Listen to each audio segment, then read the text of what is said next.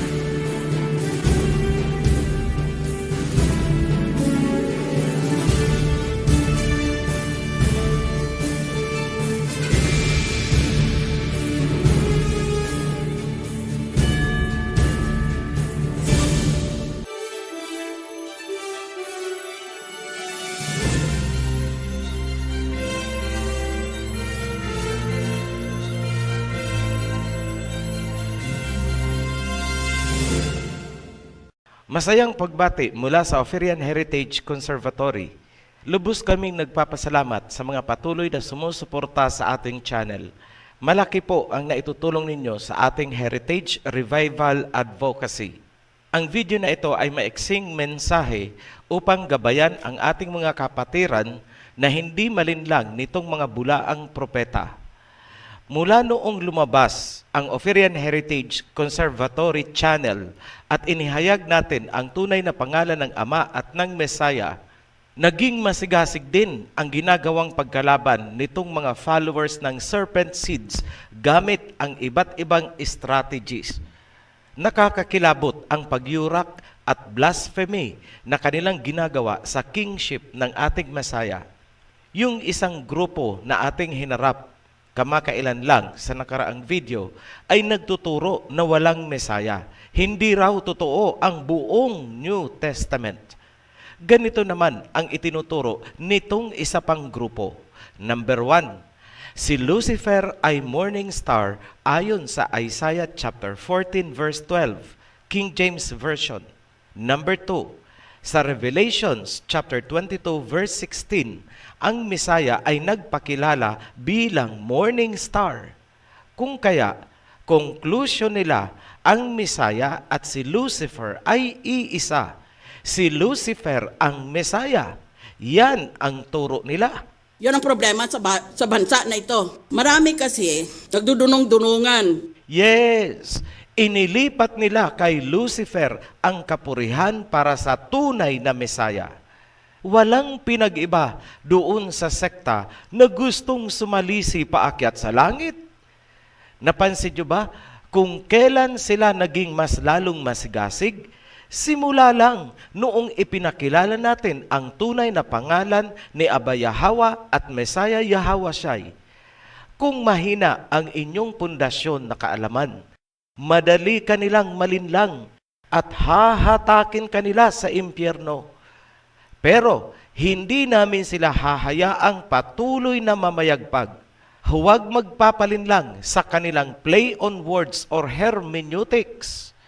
Ngayon, paano nila ginagamit ang Biblia upang palabasin na ang Mesaya ay si Lucifer? Ito ang nilaro nilang mga talata. Tapos, ginamitan nila ng mapanlinlang at baluktot na logic habang binabaliwala nila ang buong context ng Biblia. Sinimula nila sa Isaiah chapter 14 verse 12. Sa Contemporary English Version, ganito ang nasusulat. How you have fallen from heaven, morning star, son of dawn. You are cut down to earth, helpless on your back. Kapag tiningnan nyo naman sa King James Version, ganito ang pagkakasulat. How art thou fallen from heaven, O Lucifer, son of the morning? How art thou cut down to the ground, which didst weaken the nations? So, nakita nyo ang kaibahan ng dalawang version. Sa contemporary English version, ang nakalagay ay morning star. Pagdating sa King James Version, ang nakalagay ay Lucifer. Nilagyan agad nila ng konklusyon na kapag sinabing morning star, si Lucifer yan. At kapag sinabing Lucifer, automatic yan yung morning star. Sabay, ipinasok nila ang Revelations chapter 22 verse 16. I, Yahweh, have sent mine angel to testify unto you these things in the assemblies. I am the root and offspring of David and the bright and morning star. Sa Revelation, sinabi ng Messiah na siya ang morning star. Dahil sa salita ng Messiah, binuo nitong grupo na ang Messiah ay si Lucifer dahil sa description na morning star. Para sa inyong mga nagtuturo na si Lucifer ang Messiah, ang galing nyong bumaluktot ng kasulatan. Pati ang kapurihan ng tunay na Messiah ay balak nyo pang tanggalin at ilipat kay Lucifer. Aba, mga kampon nga kayo ni Lucifer. Ano pa ba ang tingin nyo sa inyong ginagawa? Si Lucifer ang gino-glorify nyo? Pues, ibubuking namin ang mapanlinlang ninyong katuruan. Unang punto, ano ang pakaintindi nyo sa titulong Morning Star? Eksklusibo ba yan kay Lucifer? That is the basic question. Para sa kaalaman ng inyong mga mangmang na utak, hindi lang po si Lucifer ang tinawag sa Biblia na morning star. Huwag niyong sasabihin na kapag sinabing morning star, automatic si Lucifer yan. Magsaliksik muna kayo. Mag-aral muna kayo. In short, magbasa kayo. Basahin nyo. Hala, Job chapter 38 verse 7, King James Version. Whereupon the foundations thereof fastened, or who laid the cornerstone thereof, when the morning stars sang together, and all the sons of Elohim shouted for joy. Ayan, when the morning stars sang together. Ilan sa palagay nyo ang morning star sa kalangitan? Kung hindi mga flat wave yang mga utak ninyo, dapat maisip nyo na hindi lang iisa ang morning star. Plural po, morning stars. Marami. Sasabihin bang morning stars kung nag-iisa lang yan at si Lucifer lang yan? Nag-aral ba kayo ng simpleng grammar? Alam nyo ang kaibahan ng singular at plural? exactly. Hindi nyo dapat ipagpalagay na kapag sinabing morning star, automatic, eksklusibo, walang iba, si Lucifer yan. Kamangmangan ang pinaiiral nyo. Nakita nyo na ba kung gaano kayo kamangmang na pilit nagdudunong-dunungan? Pangalawang punto, sa Isaiah 14, si Lucifer na inyong Messiah ay ibinagsak sa lupa. Bukarat, flat on his back, helpless. Hindi siya isinilang sa angkan ni David. Tandaan nyo yan. Si Lucifer ay hindi isinilang mula sa angkan ni David. Samantalang, ang tunay na Messiah na nagsasalita sa Revelation chapter 22 ay isinilang mula sa angkan ni David. Basahin ninyo at unawain ang nasusulat bago nyo ito i-quote para hindi kayo mangmang. Paano nyong sasabihin na ang Lucifer na ibinagsak at ang Messiah sa Revelation 22 ay iisa? Pangatlong punto, si Lucifer ay napunta sa lupa dahil sa kanyang pagkakasala. Samantalang ang tunay na Messiah ay napunta upang i-proclaim ang kanyang pagiging tagapagmana ng mundo. Psalms chapter 2 verse 7 to 8. I will proclaim Yahweh's decree. He said to me, you are my son. Today I have become your father. Ask me, and I will make the nations your inheritance, and the ends of the earth your possession. Aking sasabihin ang sinabi ni Yahweh, sa araw na ito kita ipinanganak, at ako ay naging iyong ama. Humiling ka sa akin, at ipapamana ko sa iyo ang mga bansa, at ang dulo ng mundo ay iyong magiging pag-aari. Ayan, napakalinaw. Sasabihin nyo, hindi totoo ang New Testament. Old Testament po ang Isaiah. Baka naman sabihin nyo, hindi na naman totoo yan. Nakita nyo? Magkaiba ang dahilan ng kanilang pagkakaparito sa lupa. Si Lucifer ay naparito dahil sa kanyang pagkakasala, samantalang ang Mesaya ay naparito dahil minana niya ang mundong ito mula sa Ama. Paanong naging si Lucifer ang Mesaya? Sobrang kamangmangan nyo, nagkakalat kayo. Yan ang 3 punto na nagpapatunay na ang Mesaya ay hindi si Lucifer at si Lucifer ay hindi Mesaya. Kapag sinabing Mesaya, inutusan ng Ama. Si Lucifer ba ay inutusan ng Ama? Hindi. Huwag niyong nililinlang ang mga tao gamit ang mga hermeneutics ninyo. Kala nyo kung sino kayong madudunong kasi marunong ng hermeneutics. Para malaman nyo, ang hermeneutics ay ginagamit lamang kung walang ibang sources na makakapagpaliwanag ng isang issue. Ayan ang linaw-linaw, bakit kayo gagamit ng hermeneutics kung hindi kayo sandamukal na mangmang? Kaya, itong mga iba na nagdudung-dunungan, akala mo kung ano ng mga pinagsasabi, Hindi na kayo nahiya sa pinagsasabi ninyong si Lucifer ang Mesaya. Hindi man lang kayo natakot. Hindi man lang kayo kinilabutan sa ginagawa nyong pagyurak sa kasulatan. Pasensya na ha, huwag kayong mag-i-expect ng nice words mula sa Ophirian Heritage Conservatory dahil ang King Yahweh ang niyurakan ninyo. Hindi kami gagamit ng nice words sa inyo. Don't expect that. Kung may natitira pa kayo kahit katiting na takot at respeto sa Ama, sana inalab nyo muna bakit si Lucifer at ang Mesaya ay parehong natawag na morning star. Ang problema nyo ay kawalan ng takot sa Ama. Mga sinvergüenza, barbaridad. Bueno, para to informasyon, para malaman nyo, ang description na morning star ay isang prestihiyosong titulo na ginagamit para sa mga high-ranking angels.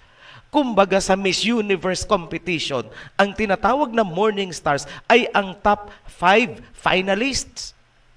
Si Lucifer ay isa sa morning stars. Kung kaya siya ay tinawag na fallen star from heaven. Ang Mesaya Yahweh ay isa ring morning star na dumaan sa angka ni David noong pumunta dito sa lupa. Isaiah chapter 9 verse 6 to 7. For unto us a child is born, unto us a son is given, and the government will be upon his shoulder, and his name will be called Wonderful, Counselor, Mighty Elohim, Everlasting Father, Prince of Peace.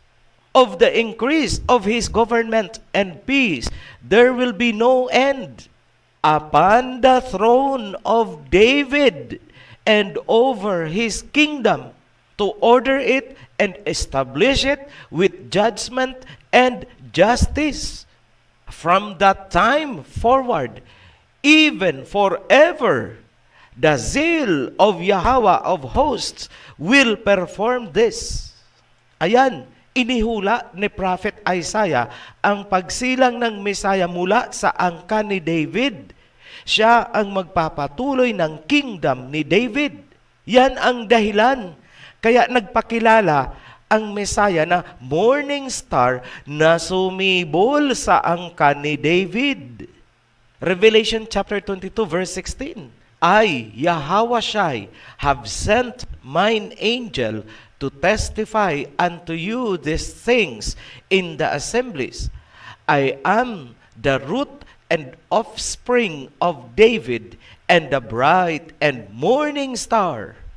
Apokalipsis, Kapitulo 22, versikulo 16. Ang Biblia, 2001.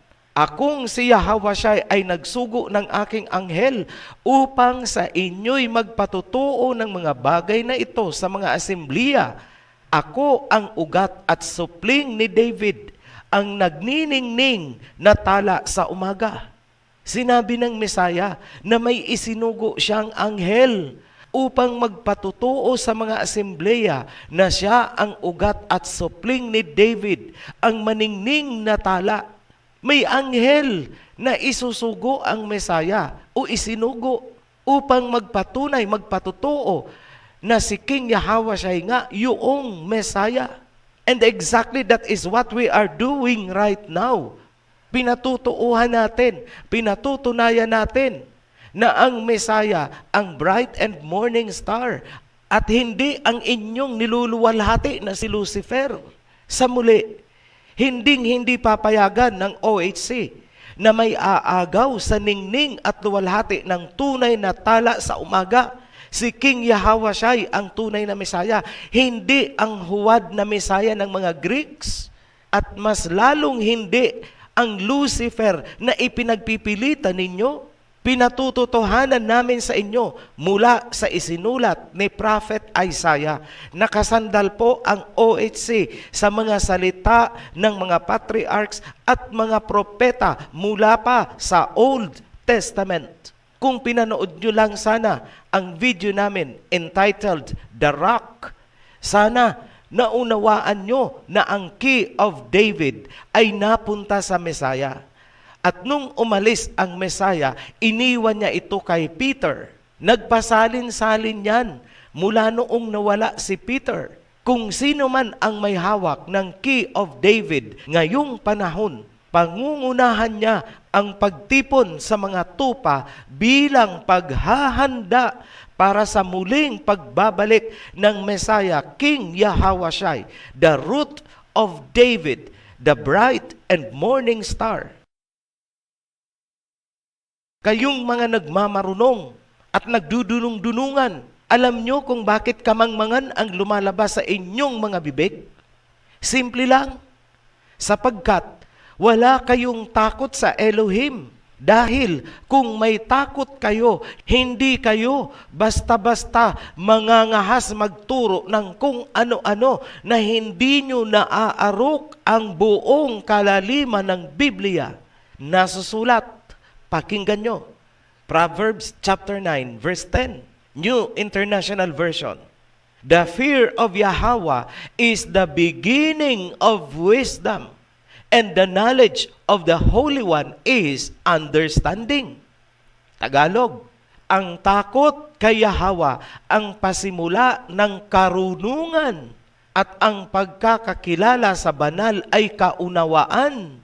Kung ang takot ay panimula ng karunungan, ibig sabihin, ang kalapastanganan ang panimula ng kamangmangan.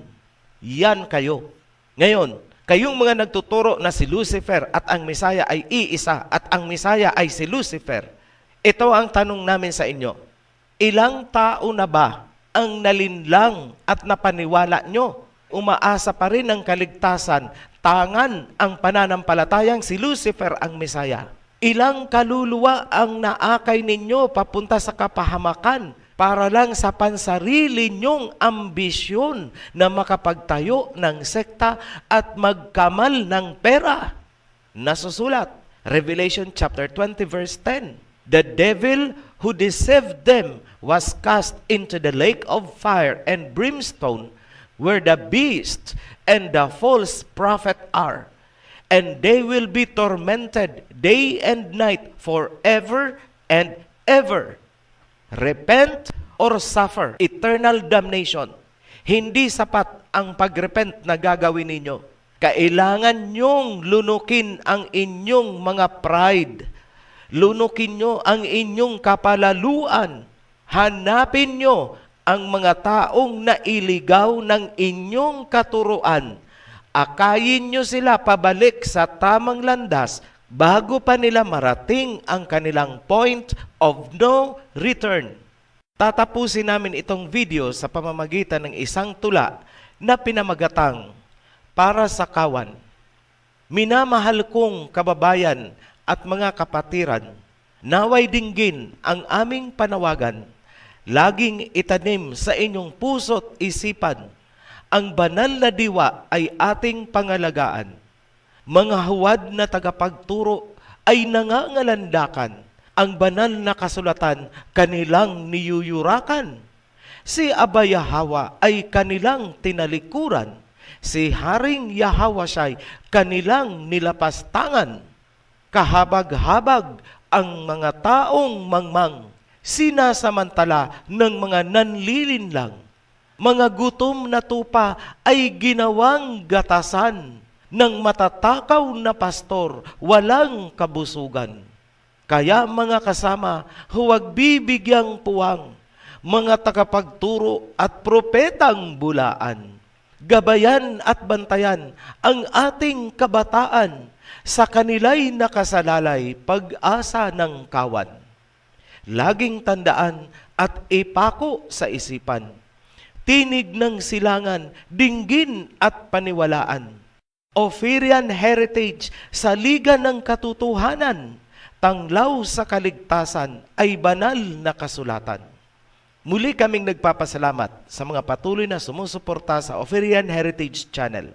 Sa new subscribers, panoorin muna ang The Guide kung hindi pa napapanood. Sundan po ang instruction para alam ninyo ang tamang sunod-sunod ng mga series na dapat panoorin. Sa mga newly baptized, welcome to the covenant. At para sa lahat, be blessed. Shalom. Naniniwala po ako na ikaw na nanood ay maraming katanungan at unti-unting nabubuksan ang iyong diwa.